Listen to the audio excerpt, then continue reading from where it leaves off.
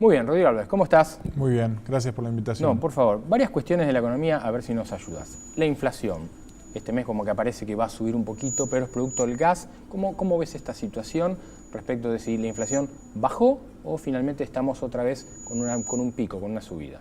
No, creo que el proceso de desinflación de la economía, digamos, se ha consolidado. Creo que lo peor claramente ya pasó y estamos logrando converger a esa velocidad crucero que tenía como objetivo el Banco Central y el Gobierno sobre fin de año, que es esta inflación del 1,5%. Nosotros los economistas, vos sabés, Pablo, que tratamos de mirar lo que es la inflación core, que es esa inflación que no tiene en consideración estos componentes tan estacionales o los regulatorios para ver las presiones subyacentes en los precios, y ahí lo que está marcando la dinámica es que ya estamos yendo a este 1,5% que te decía antes, que nos genera una visión de inflación anualizada para el 2017 en torno del 20%. Bien, ¿esto depende de esta baja en la inflación de algunas cuestiones o solo de la recesión?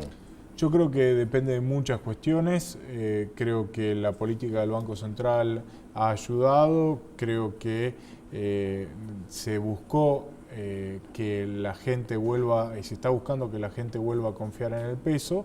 Obviamente, para hacer esto, las tasas de interés han tenido que subir, ahora están bajando. Yo creo que las tasas siguen en niveles demasiado elevados y esto, si bien por un lado está ayudando para que la inflación se modere, por otro lado está haciendo que la economía esté demasiado y el consumo esté demasiado frío, que obviamente también frena las presiones inflacionarias, pero las frena de la peor forma, que es, digamos, generando una caída de la actividad más pronunciada de lo que se podría haber generado. Bien, hoy aparecen algunas actividades como la construcción caídas, y esto tiene que ver con esta cuestión que yo antes mencionaba, ¿no? El 50% de los argentinos gana menos de 8.000 pesos, muchos de estos en negro, con lo cual ahí no aparece como un elemento en el cual en el corto plazo aparezca alguna modificación para la gente que evidentemente necesita trabajar, la gente que necesita ganar un mango más.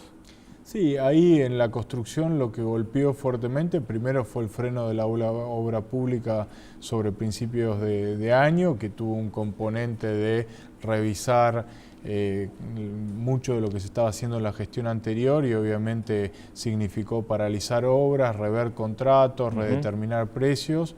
La obra pública está arrancando, no a una velocidad demasiado fuerte. No, la verdad que no. La verdad que todavía no se observa ese empujón que uno se ilusionaba en ver sobre fines de este año. Yo creo que obviamente hay que posponerlo al año que viene. Los proyectos de infraestructura son muy grandes, hay muchos. El financiamiento está, pero bueno, en la transición lo que vemos es que todavía los números no son buenos. Y el impacto en el empleo ha sido importante de la construcción, si bien se está viendo unas tibias mejoras en algunos indicadores, todavía esto no es determinante y preocupa. Claramente hacia adelante lo que primero tenemos que ver traccionando fuertemente la obra pública, y yo creo que después va a empezar a arrancar la obra privada con varios proyectos que se están analizando, con la ley de blanqueo que va a sumar. ¿El blanqueo en qué cambia la realidad de la economía? Bueno, yo creo que digamos, hay un efecto de corto plazo que es el que hoy, digamos, los diarios y todo el mundo está poniendo el foco, que es cuánto efectivamente se blanquea. Yo creo que el blanqueo va a ser muy exitoso, va a haber un piso de 60.000 millones de dólares, y en el corto plazo eso lo que te genera es un ingreso al fisco por un porcentaje de eso que se blanquee, que puede estar entre el 5 y el 10%, dependiendo de la composición efectiva que tenga el blanqueo. Es decir, si la gente exterioriza propiedades, tiene que pagar una tasa que es el 5%, claro. Si exterioriza otro tipo de bienes, bueno, hay determinados rangos, pero digamos, en términos generales eso lo que va a generar es un aporte de corto plazo. Ahora, creo que el efecto más importante es hay que pensar que la economía, el tamaño del PBI es de 550.000 millones de dólares. Estamos hablando que si tengo razón y el blanqueo llega a 60.000 como piso, 60.000 millones, estamos hablando de que un 10% del PBI o el equivalente a un 10% del PBI se suma a la base imponible de la economía, y hay que pensar que aquella persona que tributó hacia adelante, que tiene, por ejemplo, una cartera de inversión en los Estados Unidos, sobre las ganancias de esas inversiones va a tener que tributar, con lo cual hay un flujo de ingresos que va a formar parte de los recursos del Estado. Si quiere evitar de pagar los tributos, va a tener que invertir en bonos del gobierno nacional o provinciales, con lo cual el Estado en cualquier situación gana, o gana porque va a recibir un flujo mayor de ingresos, o va a ganar porque va a conseguir financiamiento para el gasto o financiamiento para la obra pública.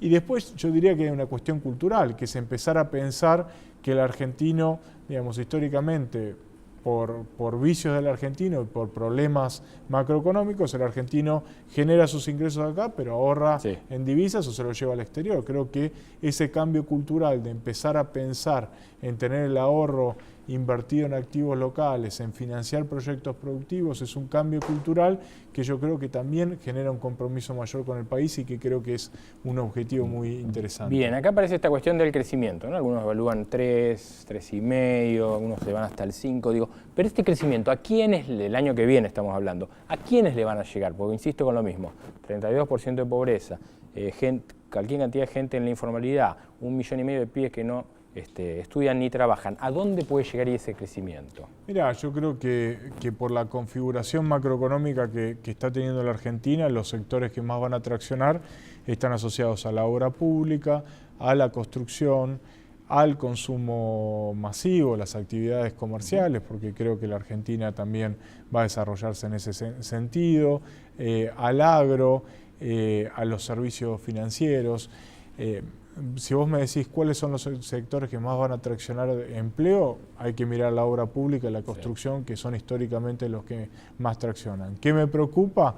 Me preocupa el futuro de la industria, con problemas de competitividad serios que exceden la situación del tipo de cambio, porque la verdad que el escenario que estoy viendo de tipo de cambio es un escenario muy estable, con lo cual la presión de competencia del resto del mundo va a ser fuerte, y a eso hay que sumarle que la Argentina, digamos, no es barata, no es eficiente en términos de logística, no tiene buena infraestructura, el mercado laboral también tiene sus problemas. Entonces, ahí en la industria yo veo que hay un foco de preocupación adelante, más con un escenario de Brasil complicado. Bien. Rodrigo Álvarez, gracias por venir a Las Cosas Como Son. No, gracias a ustedes.